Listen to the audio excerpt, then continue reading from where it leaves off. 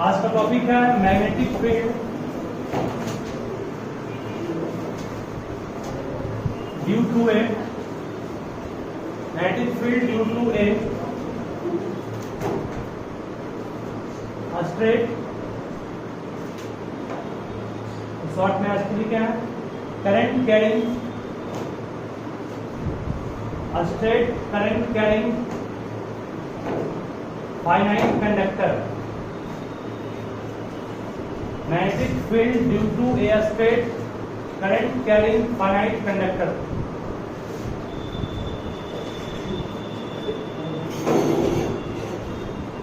ध्यान दो क्या बोल रहा है। एक मान लीजिए आपके पास कंडक्टर है ए बी, समझोगे ध्यान से तभी समझ में आएगा। ये थोड़ा सा भी दिमाग घुमाओगे बिल्कुल पूरा हो जाएगा। फिर ए और बी मान लेते हैं फेनाइट कंडक्टर है, ठीक है। फेनाइट मतलब क्या होता है, फिक्स्ड लेंथ इसका फिक्स। सपोज कोई पॉइंट पी है,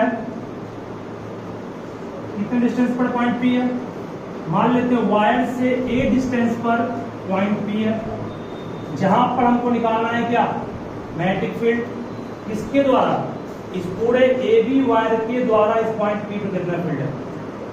तो बायो सैवर्ट लॉ में आपको जो पढ़ाए थे वहां आपने पढ़ा था एक बहुत ही छोटा एलिमेंट है ना डीएल, जिससे पॉइंट पी की दूरी कितनी थी, स्मॉल आर थी।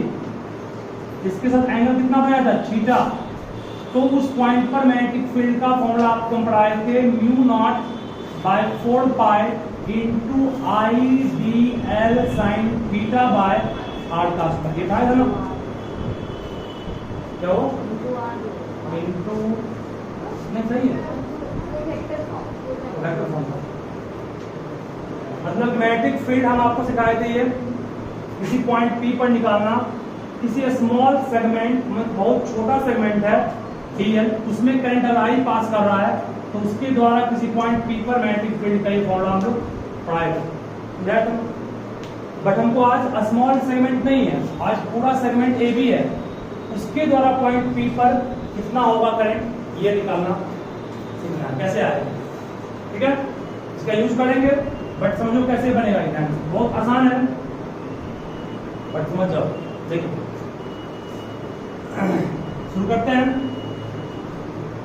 इसको थोड़ा सा हम बड़ा कर रहे हैं क्योंकि एक पार्ट ऊपर लेंगे डीएल।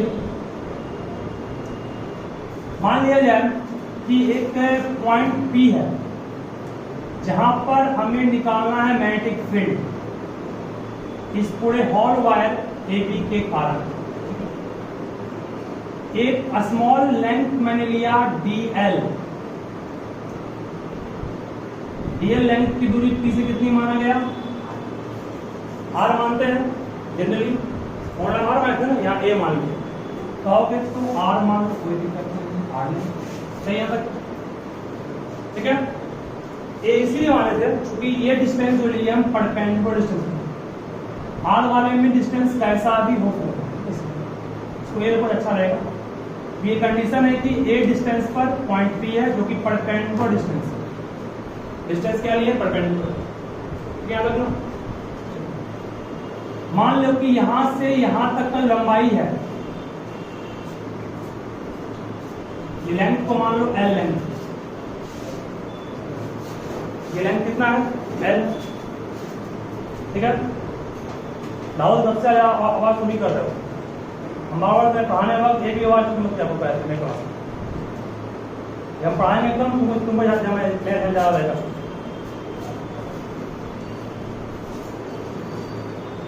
एल लेंथ पर कौन डीएल लिया गया। अब मान लिया जाए कि यहां से जो एंगल बन रहा है कहां से, पूरे वायर का एक एंड से एक एंगल यहां बन रहा है, एक एंगल इसके ईस्ट एंड से बन रहा है, मतलब कि दोनों एंगल मैं ले लिया हूं जो कि इसके दो किनारे से बन रहा है, ठीक है। रियल लेंथ जाने दो क्या है, यहां से यहां तक का स्मॉल लेंथ एल मानते हैं, एल किसी को मान सकते हो, यहाँ भी एल मान सकते हो, इसको भी एल किसी को मान सकते हो, एल मान लिया। हाफ नहीं है, कहीं से भी, जैसे कि ये तुम पढ़े थे ना, यहाँ से यहाँ तक का डिस्प्लेसमेंट एक्स तक स्मॉल डिस्प्लेसमेंट डी एक्स, इसको मान लिया यहाँ तक। वैसे ही मान लो एल लेंथ, ये डी एल लेंथ, ये पूरा वायर ए बी है, इसके कारण निकालना है, ठीक है। अभी मान लो यहाँ से इसको हम ज्वाइन किए,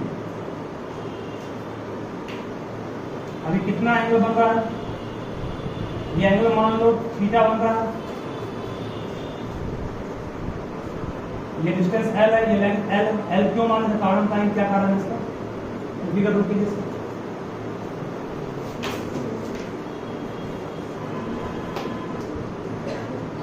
मान लो ये एक करंट कंडक्टर है, इसका स्मॉल सेगमेंट डीएल है, इसी से समझोगे तब आपको समझ आएगा वो क्या बोलना चाह रहे हैं। डीएल ये पॉइंट पी है, ये एंगल कितना है थीटा, आई करंट फ्लो कर रहा था, तो डीवी डीएल के साथ डीवी इक्वल टू क्या पाएगा आपको हम, mu not by 4 pi into I D L sine theta by distance R था ना, आर का, ठीक है, आर का यहाँ पर क्या बोल रहे हैं, इस पर गौर करना। हम शुरुआत में माने थे एल डिस्टेंस पर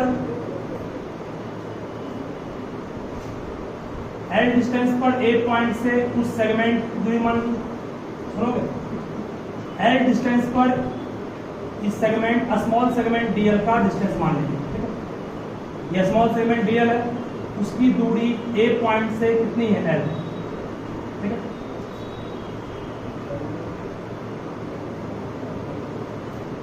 पॉइंट पी है, ज्वाइन केस। फिगर को ध्यान से समझो, पहले उसको कंपेयर करते हैं। यहाँ भी स्मॉल डीएल है, यहाँ भी डीएल है, पी पॉइंट यहाँ पी है, ठीक है। और यहाँ पर एंगल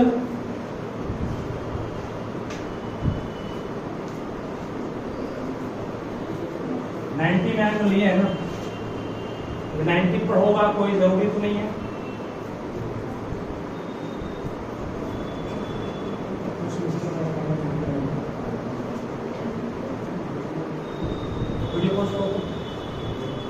डीएल को पी पॉइंट ज्वाइन किए, सुन रहे हो, डीएल को पी पॉइंट से ज्वाइन किए, तो ये डिस्टेंस कितना हो गया, आर हो गया, उस रूप में काम कर रहा है। और करंट इसमें फ्लो कर रहा है बी से की ओर, ये डीएल है, ये पी पॉइंट है, उस दोनों के बीच कितना बना एंगल, ये बना एंगल, इसको 90 माने हैं, ये थीटा, तो ये कितना होगा, इसे 90 प्लस थीटा कहेंगे। एक ट्रायंगल का फुल पड़े, एक ट्रायंगल के बाहर का एंगल जो होता है इस दोनों के सम के इक्वल होता है। ये ट्रायंगल था, इस ट्रायंगल के बाहर का एंगल ये है, ये इस दोनों एंगल के सम के इक्वल होगा, 90 प्लस थीटा, ठीक है। यहाँ तक कंपेयर करें उसी समझ। देयरफॉर डीबी इक्वल टू क्या बनेगा, म्यू नॉट बाय कितना, 4 पाई इंटू करंट तो आई फ्लो कर रहा है, आई डी एल, डीएल कितना है, डीएल ही है एक्चुअल में, और साइन थीटा के रूप में वो लोग काम कौन कर रहा है यहाँ, उसको समझ करके थीटा के रूप में काम ये कर रहा है ना, 90 प्लस लेंगे थीटा बाय आर के रूप में काम कौन कर रहा है, आर ही कर रहा है, आर का स्क्वायर, सही यहाँ तक है।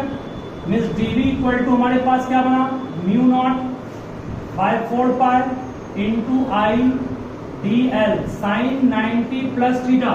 क्लास 11th में मैथ में पढ़ाया आप लोगों को है, 90 प्लस थीटा सेकेंड क्वाड्रेंट में आएगा, सेकेंड क्वाड्रेंट में साइन क्या होता है, पॉजिटिव, और 90 में पढ़ाया कि चेंजिंग होता है, that means sine 90 plus theta को क्या कहेंगे, कॉस थीटा।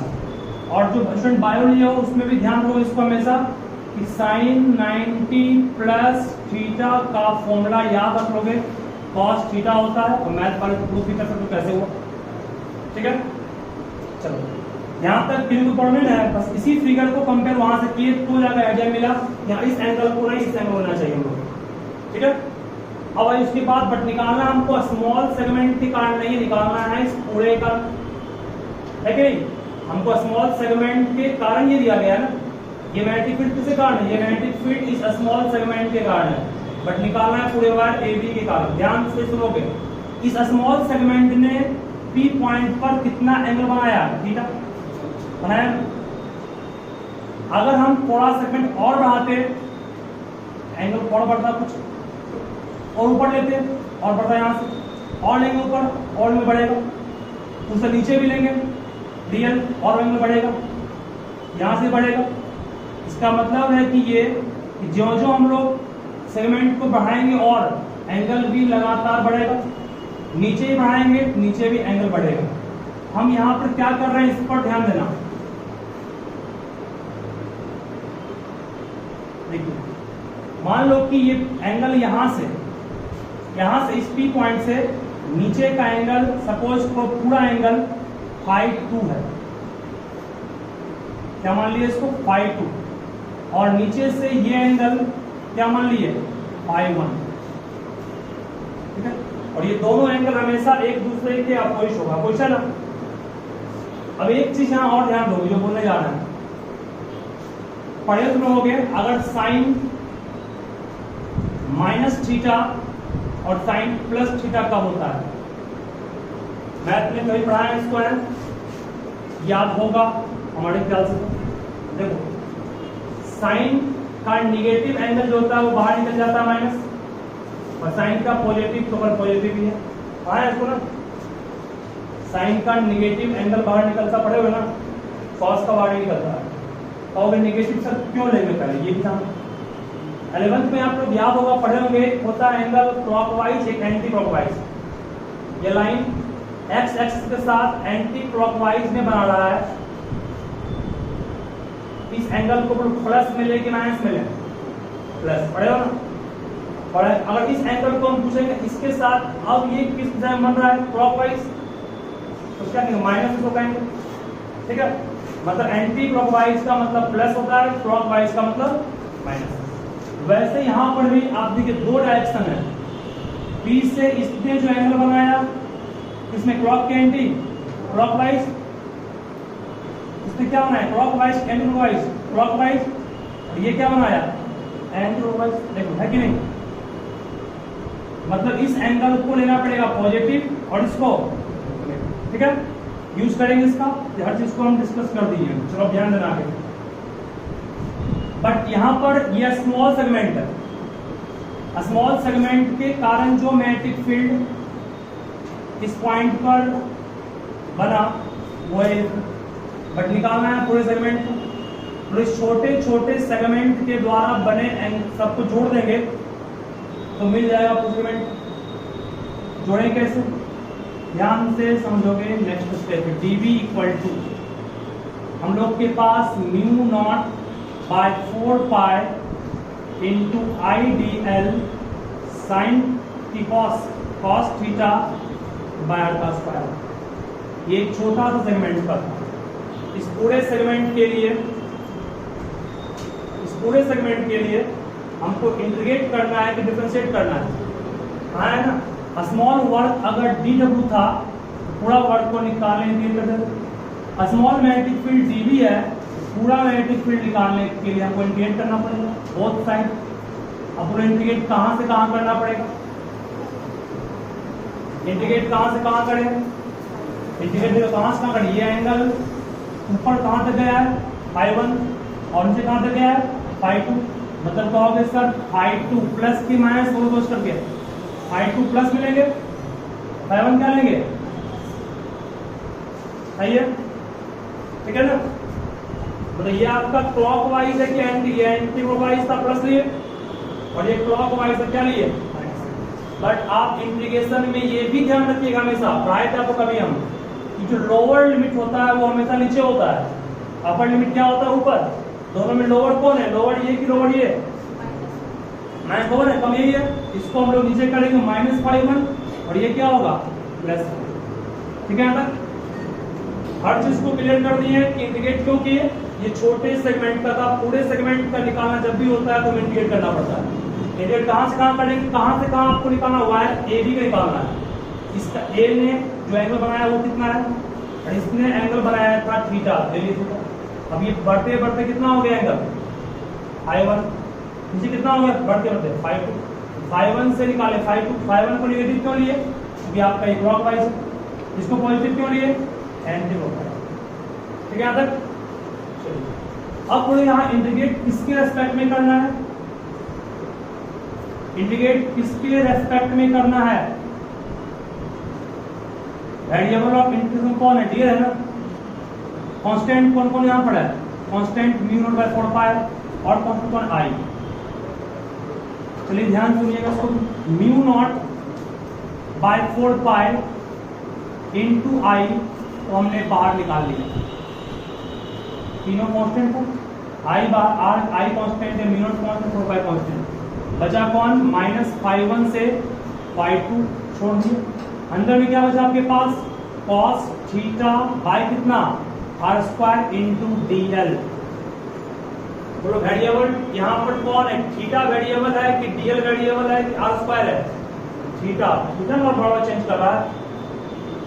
ठीक है, तो थीटा को हम लोग को हटाना पड़ेगा यहाँ पर DL के रूप में या DL को थीटा के रूप में लाना पड़ेगा। चलिए स्टेप और यहाँ पर ध्यान से सुनोगे इसको, ये राइट ट्रायंगल दिखाई पड़ रहा है, मान लेते हैं इसका हम ओ पी आर मान लेते हैं, O P R right triangle में, in right triangle O P R cos theta को क्या कर सकते हैं बोलो तो, फिगर देख करते फिगर से कॉस थीटा ही ना, कॉस थीटा इक्वल टू क्या पड़े हो, कॉस थीटा इक्वल टू पड़े हो बेस, बेस का मान ए माने ए बाय हाइपोटेनस कितना है, ठीक है ना, कॉस का मान निकल गया। अब हमको चाहिए डीएल को भी कन्वर्ट करना है किस रूप में, तो यहां से आर का मान क्या आएगा, आर का मान ए बाय कॉस थीटा आएगा, डीएल को भी कन्वर्ट करना है थीटा के रूप में, ध्यान देना होगा। टेन थीटा इक्वल टू क्या आएगा, टेन थीटा इक्वल टू कहोगे perpendicular means what, DL by what base, base means A. ठीक है, ठीक है ना, यहाँ पर डीएल का मान कितना आ गया ए टेन, कोई दिक्कत नहीं हुआ है, नहीं है प्रॉब्लम है, अभी कहाँ हो निकाले मान से, देखो उसको समझाना पड़ेगा। हो गया म्यू नॉट 4 पाई कांस्टेंट है, बाहर रहेगा, आई भी बाहर रहेगा, ध्यान से सुनो गया, आपने माइनस φ1 भी रह गया, φ2 भी रह गया, कॉस थीटा का मान, आर का मान ऊपर से क्या निकालेंगे, जहां आर है वहां क्या पुट करेंगे, जहां आर है वहां ए बाय कितना कॉस थीटा का और स्क्वायर पुट कर दी। ठीक है, जब वेरिएबल के रूप में रख रहे हैं थीटा को तो डीएल को भी थीटा के रूप में कन्वर्ट करना पड़ेगा। तो यहाँ पर डीएल कब बनेगा, सिंस हमारे पास L इक्वल टू दिया हुआ है ए टेन थीटा, तो differentiating with respect to what theta, dl by क्या होगा, dl by d theta equal to A constant बाहर रहेगा, टेन थीटा का डिफरेंशिएशन क्या पढ़ाया था आपको, सेक स्क्वायर थीटा, इसका मतलब डीएल का मान क्या आ गया ए सेक स्क्वायर थीटा डी, सही है। जहां आपके पास डीएल वहां क्या पुट करेंगे A sec square theta D theta, ऊपर में क्या आ गया कॉस थीटा आ गया। चलो अब ध्यान देना, यहाँ पर म्यू नॉट बाय 4 पाई रह जाएगा इंटू आई भी रह जाएगा, इंटीग्रेशन ऑफ माइनस φ1 से φ2 भी रह गया, ए का स्क्वायर ए स्क्वायर, कॉस का स्क्वायर कॉस का ऊपर गया, क्या बचेगा ये ऊपर गया तो बना cos cube theta into A into sec square theta by कितना ए स्क्वायर डी, सही है। देखो कॉस का स्क्वायर कॉस स्क्वायर, कॉस का ऊपर गया cos square into cos, cos cube हो गया इंटू सेक स्क्वायर रह गया इंटू ए रह गया, नीचे में ए का स्क्वायर रह गया, ये रिमेन सेम रह गया, यहाँ से एक ए कट जाएगा, सेक स्क्वायर और कॉस क्यूब गुना करो कितना बचेगा, सेक स्क्वायर और कॉस क्यूब गुना करोगे तो बचेगा आपके पास सिर्फ एक कॉस, मीन्स हम लोग के पास b का मान आ गया कितना mu not by 4 pi into I integration of minus φ1 से कितना φ2, और अंदर में फिर क्या बचा, देखो यहाँ पर सुनोगे बाद में एक कटा एक बचा, उसको बाहर निकालेंगे क्योंकि ए तो कांस्टेंट है, ठीक है ना, ये बाहर निकालेंगे, ठीक है। सेक स्क्वायर और कॉस क्यूब गुणा करोगे क्या बचेगा, सिर्फ बचेगा कॉस थीटा, ठीक है। अब कॉस थीटा को डी थीटा के रेस्पेक्ट में इंटीग्रेट कर सकते हैं ना, इंटीग्रेशन ऑफ कॉस थीटा को क्या पड़ेगा, कॉस थीटा का इंटीग्रेशन किसका डेरिवेटिव होता है, कॉस, साइन का।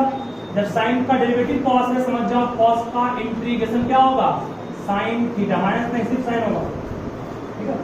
और लिमिट कहां से कहां है, -5 से 5, ठीक है।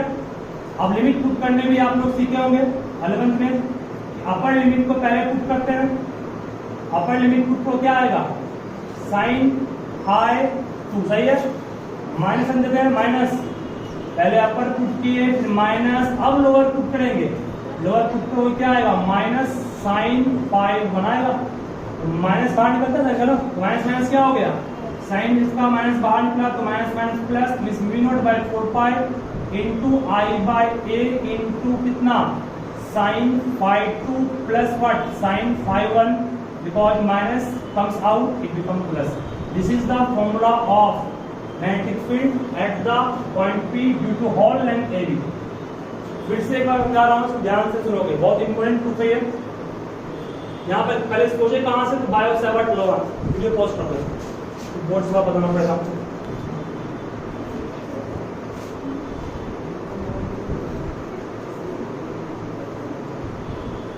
चलिए क्वेश्चन दे रहे हैं, सब ध्यान दो इस पर।